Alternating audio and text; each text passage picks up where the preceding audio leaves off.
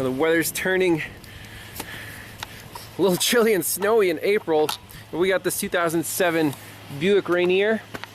It's got the 4.2 inline 6, pretty stout engine, 175,000 miles, and it's a crank, no start. Let's do a full code report, see what's going on with this thing, and go from there.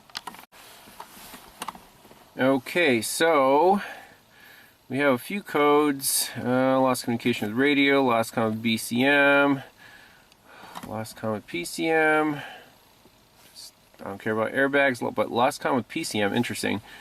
Steering wheel angle sensor, class 2 data link, but the PCM seems to be okay. So in this case, clear all the DTCs out, and then we'll go right into our PCM, look at the data, see what it doesn't like. Looks like we have gas.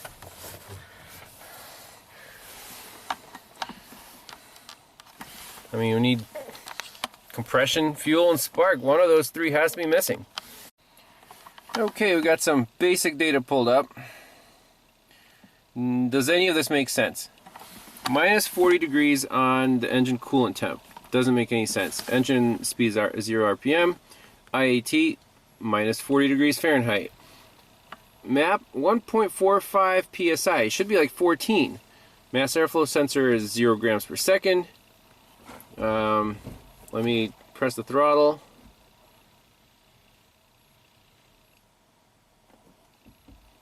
Nothing's changing. This is pretty crazy. This is our live data. Okay. Let's see. Oh, let's try the throttle control actuator data. 5-volt reference 1 and 2. APP sensor 1 and 2.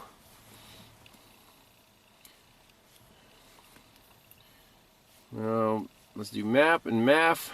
TPS 1 and 2.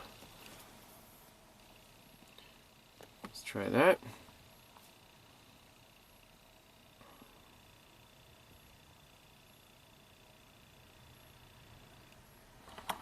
Very, very strange.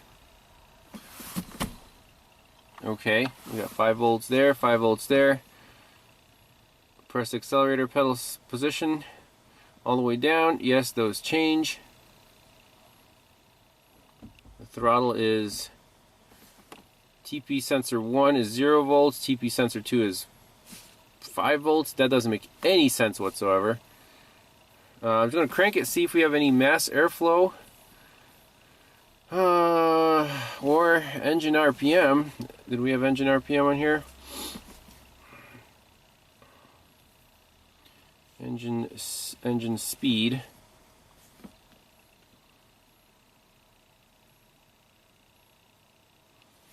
A little slow in the data refresh because of class 2, not CAN. So Snap-on Varus would be a little faster at this. But let's graph it. I'm gonna crank it.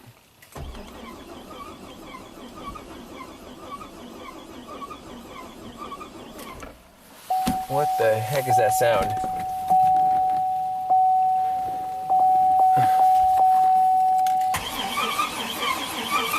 Oh my gosh. This is insanity.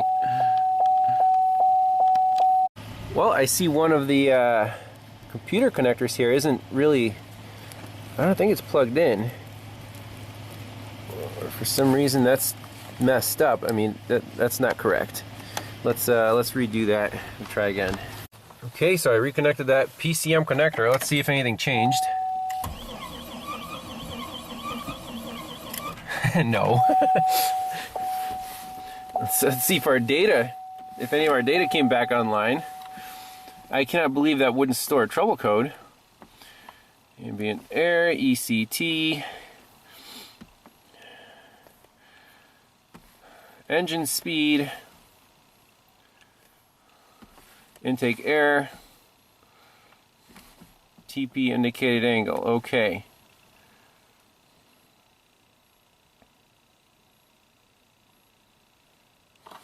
junkyard vehicles are always fun. I don't know if that thing had an engine put in, but this garage is associated with a junkyard, so go figure. Hey, we got ambient air temp back, we got coolant temp back, we got engine speed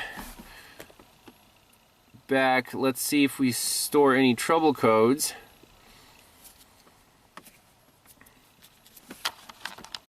By the way, we also have our throttle control back, so from 100%, release it all the way, 21%.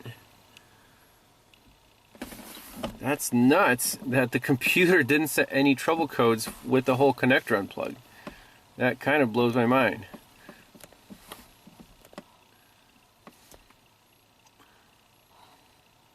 Nope, no problems. Okay. Let's see if we can at least actuate the fuel pump. Engine output controls, fuel pump. Okay. On.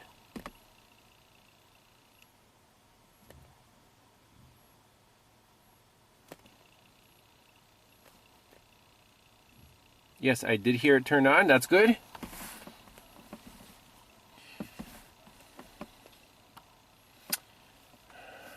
Let's go to data stream again and look at the mass airflow, the engine speed, the basic data one more time with that connector plugged in. Alright, here we go. Now our map sensor is back. Let's look at the mass airflow while we crank this engine.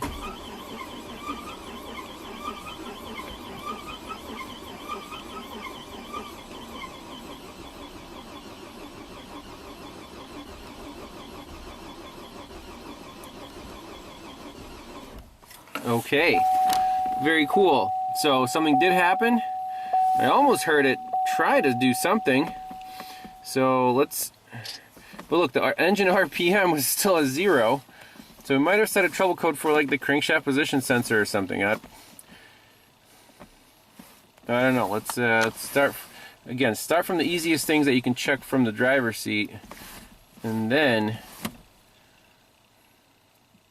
go for the harder stuff. There we go, crankshaft position sensor circuit.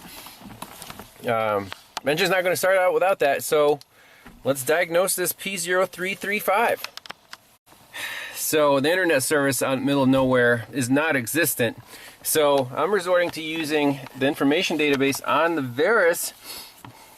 Brought it back out of retirement, looking up the CKP information on the 2007 Buick Rainier, 2-wire sensor, left side of the engine block, 7 pulses for each revolution of the crankshaft.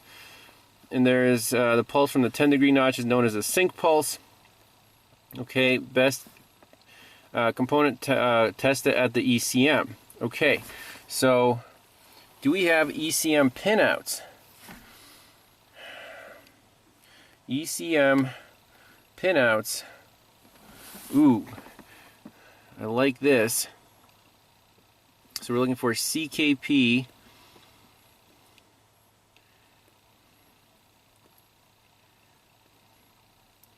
So I'm going to find it. We're going to back probe it. CKP sensor signal yellow, pin 17. Connector C2 black, that's the one we plugged in. So pin 17 is going to be on the bottom row, second row on the bottom there. Let's find it, put a scope on it. So now, since we're going after RPM, before jumping to the scope, let's look at CMP data. And we should have a counter, CMP active counter.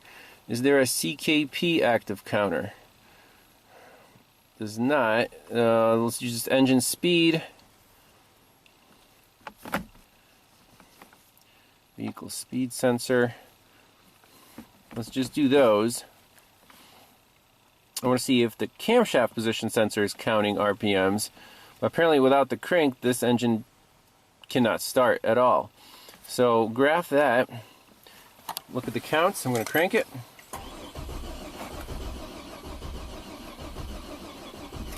Yes, that works. Our battery's getting a little low. I could put a jumper on it.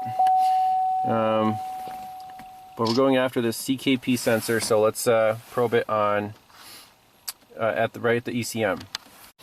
All right, so 2 channels connected. The blue is the crankshaft position sensor. red is the camshaft position sensor. So key on.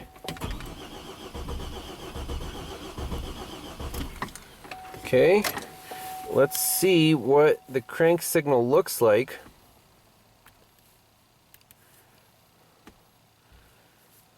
Well, we see something there.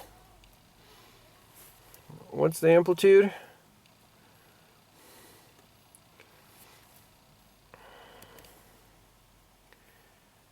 From 1.7 to 3.5 volts. Sync notches there, everything's there. So, on the Verus, let's see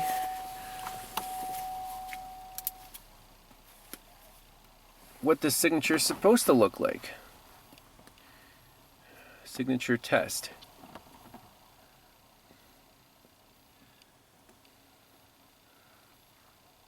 RPM changes, frequency and min-max voltages will change. Double pulses, cylinder 1 indicator. So is this not the correct signature? We can go right to the crankshaft position sensor and see what the pins are supposed to be. It says low reference purple and CKP signal yellow. And you're supposed to measure across the sensor, but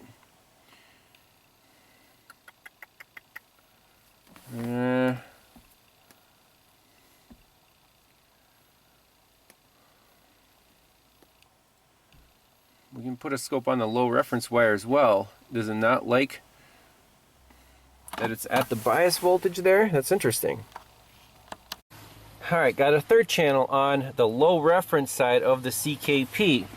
Now, it wasn't clear which pin it was on the ECM, but right at the sensor, right down there, put a back probe on that purple wire.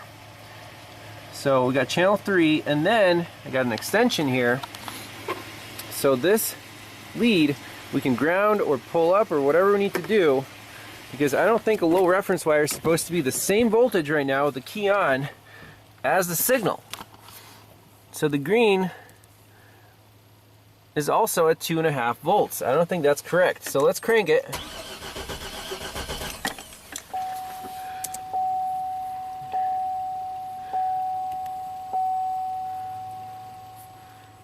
You can see the green and the blue are identical.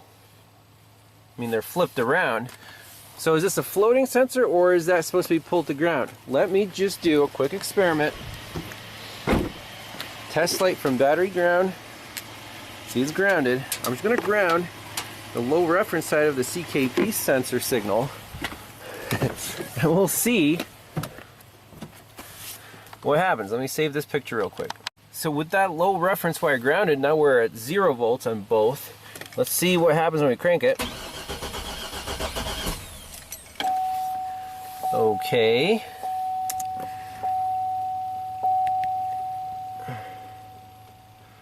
That looks like a better signal, and it's centered around 0 volts. We got nice sync notches. Let's see if this thing will fire up. Let me get in it, give it some gas. It seemed like it coughed. And then we'll see why we're missing this low reference wire, if that's the problem. Alright, we've got engine speed graphed again. Let's see what happens with the low reference wire grounded. Okay. Try again.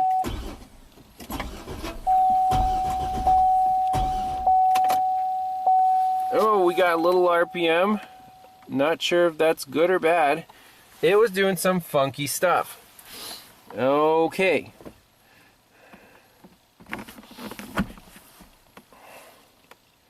It was really doing some funky stuff. Let's read the fault code.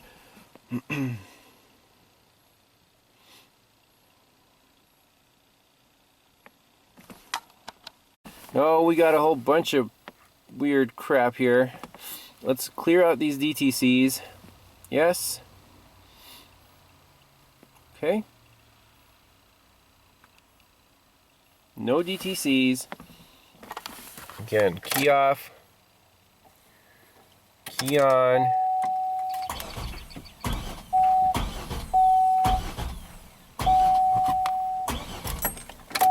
What is going on here? I'm just grounding the thing through my test light. I wonder if my test light's lighting up. Let me see what's going on here. It shouldn't be. Actually, we can just tell by the scope here.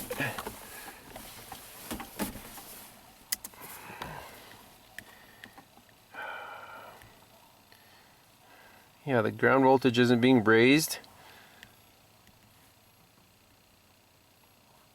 There's our cranks, crank, crank, crank. So something very strange is going on here. I don't know if we're going to finish this car right now. Guys, I really don't know what I did, but for some reason the truck, you just try to start it. I mean, we have RPMs now, right?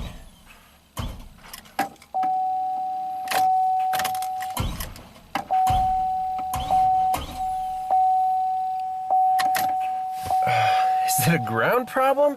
What the heck? Okay, the fact that we have engine speed and RPM now, and that only happens when we ground out that wire, low reference wire. I think the PCM has a bad ground somewhere. And why would it just bump the starter like that? Boom, boom, boom. So I don't have the diagrams for this thing. What I'm going to do is probably stop by next week with a full set of diagrams, with, you know, ground distribution and stuff, and we'll nail this thing. But right now it's got to get back on the road and take care of the other cars, and we'll get back to this one. So we'll see you in the next one. Well, decided to postpone the trip. The weather was terrible. It was raining worse east than it was snowing here. Decided to drive home. There's apparently an accident on the interstate. Now we're going through the state forest roads, trying to get back to home base, and we'll continue another day, I guess. That's the way it goes sometimes. Not worth the risk driving, you know, hours and hours in a rainstorm just to diagnose some cars. Nope, not worth it. So I'll pick a better day and we'll go from there.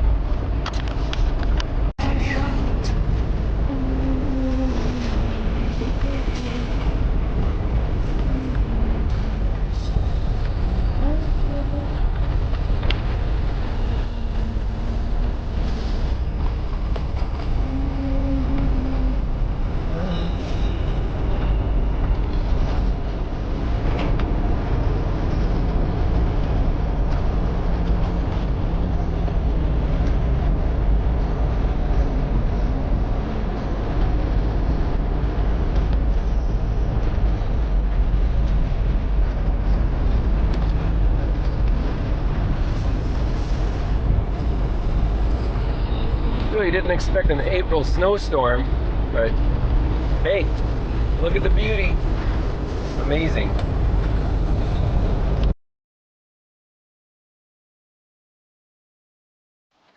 Hi everyone, well, I hope you're enjoying the road trip. This job has so much uncertainty, including the weather. I love it. Every day it's something new. So the Buick Rainier, the 2007 Buick, very interesting case study. And you know, I was gonna go back there on the next trip and finish the diagnosis, but that shop had no internet service, which is a real you know, roadblock when you're trying to look for information. So I'm like, I'm gonna do some research at home before going back there, so I'm well equipped to finish that diagnosis. So I found something very interesting. So, doing this research, that truck, junkyard truck, engine was swapped out. 2007 Buick Rainier, they put in an engine out of a 2008 Chevy Trailblazer. Inline 6, 4.2 liter, you know, the engine fit in, I guess it plugged in, but it was doing some weird stuff. First it was a crank no start, no RPM. Then we grounded the low reference wire at the crankshaft position sensor. Then it was like short crank, like, you know, almost tried to do something, but it seemed like the timing was off. I'm like, I think we've seen this somewhere before where an engine from a different model year was swapped in. I think it was a Jeep Liberty. I'll put a link in the description. And the engine did not match, meaning the cam and crank signatures were different from the model years. And there's no way that's going to work with the original computer, the original, harness and stuff. So that was kind of like in the back of my mind. Let's prove that right here with some research. So first thing I did was go to carpart.com, and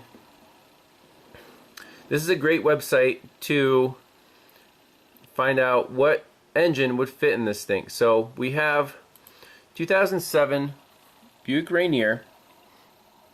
Which engines would fit this model year? I see 2006, 2007, 2007, 2006, 2007, 3 and 4, 6, 7, 6, 7, 2006, 2007. I don't see any 2008 and later engines. That's a red flag. If we look up 2008 Chevy Trailblazer, same inline 6 engine, we got 09, 08, 08, 08, 2008, 2009, 2009, 2008. So right there,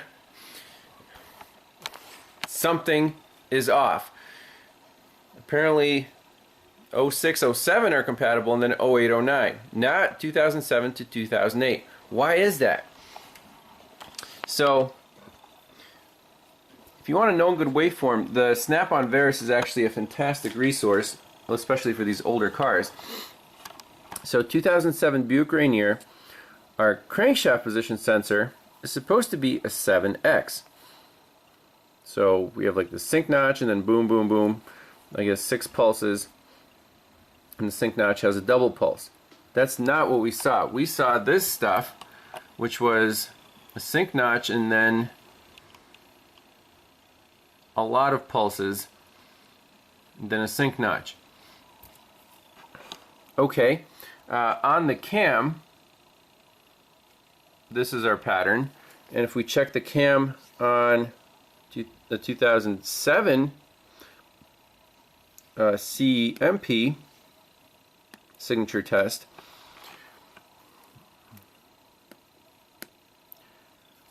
it's just supposed to be even pulses, and component information says 6 signal pulses for every camshaft revolution. That does not look like a waveform either. So I think we're on the right track. The cam and the crank are different between 2007 and 2008.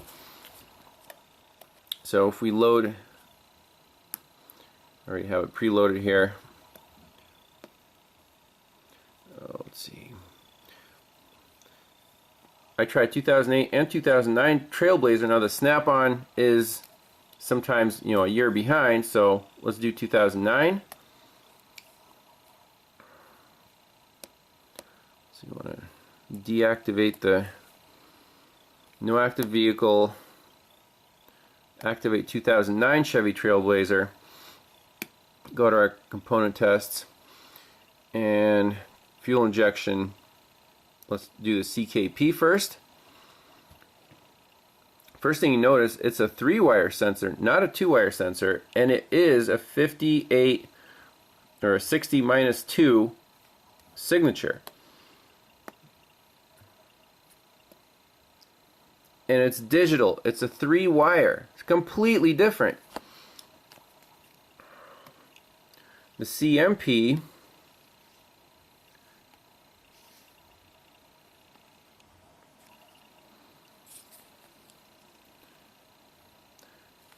digital on-off DC voltage varying frequency with 4 varying with output pulses per each camshaft revolution. Okay, that's exactly what we see for varying with pulses. So indeed, this is a 2008 engine in a 2007 Buick with the 2007 PCM. So how did they plug in a 2-wire cam sensor or crank sensor into a 3-wire crank sensor into a 2-wire, you know, harness. They must have swapped that sensor over. It fit right in the hole. They're like, oh, well, you know, we'll just swap the crank sensor from the old engine into the new one. Well, obviously the reluctor is very, very different, and that's it. That's the problem. These engines are incompatible. So that's the diagnosis. You got to do another engine swap to make this thing work. And so I just called them up and I'm like, guys, I don't even have to go there. I'll tell you the problem right now. It's you know, it's the wrong engine in the truck. So pretty cool. We'll get back on the road soon. We have a lot more cars to do. The weather is much nicer, and we'll see you on the next one. Thanks a lot for watching.